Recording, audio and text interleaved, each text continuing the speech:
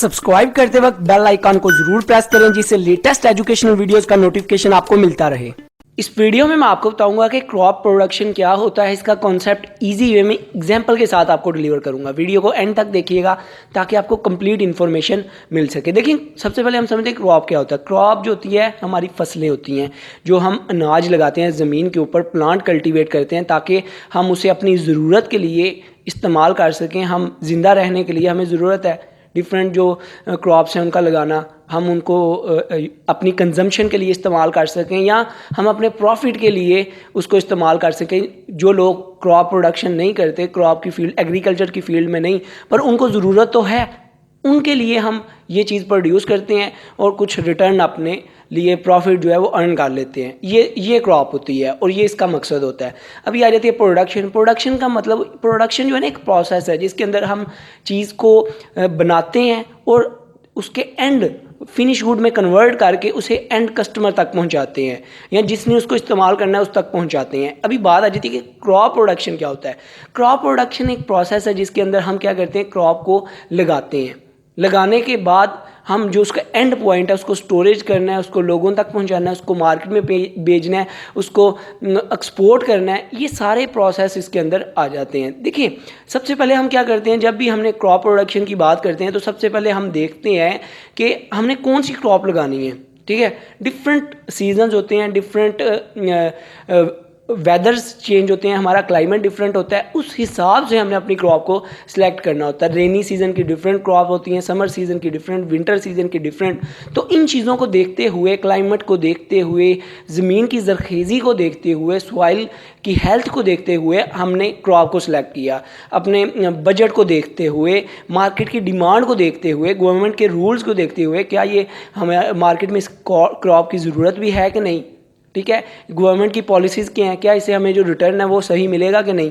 ठीक है, पहले पे ये चीज़ आ गई कि आपने देखा कि क्रॉप कौन सी लगानी है। दूसरे पे आ जाता है कि फिर हमने लैंड को प्रिपरेशन करनी है, लैंड की हमने सॉइल के ऊपर काम करना है, सॉइल फर्टिलिटी को मेंटेन करना है ताकि हमारी जो रिज़ल्ट है, हमारी जो क्रॉप है वो अच्छे से हमें रिज़ल्ट दे, उसकी आउटपुट हमें अच्छी मिले, ज़्यादा से ज़्यादा प्रोडक्टिविटी हमें मिले। थर्ड पे आ जाता है सीड सिलेक्शन। फिर हमने सीड देखना होता है कि हमने कौन सा सीड लगाना है, हाइब्रिड लगाना है, देसी लगाना है, कौन सा मतलब लगाना है।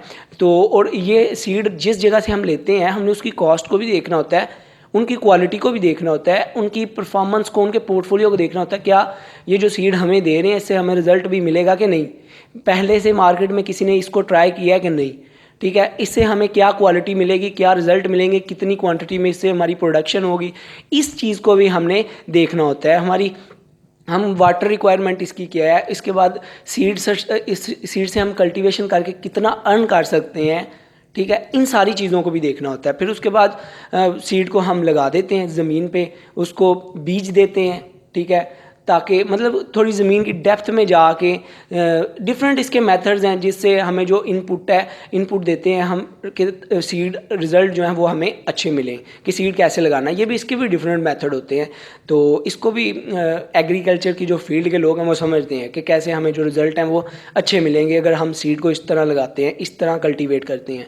फिर आ जाता है कि सीड लगाने के बाद आपकी फसल निकलने लग पड़ी है, क्रॉप आपकी उगने लग पड़े हैं, आपके प्लांट जो आपने लगाए हैं। ठीक है, तो अभी उसकी प्रोटेक्शन को देखना होता है। ठीक है, प्रोटेक्शन में आ जाता है कि उसको डिफरेंट इंसेक्ट से बचाना है, वेदर का देखना है। ठीक है, डिफरेंट जो भी मॉलिक्यूल्स हैं एयर में उनको देखना है, वाटर जो है वो उसे टाइम पे प्रोवाइड करना है, खाद वगैरह डालनी है, डिफरेंट वेज हैं।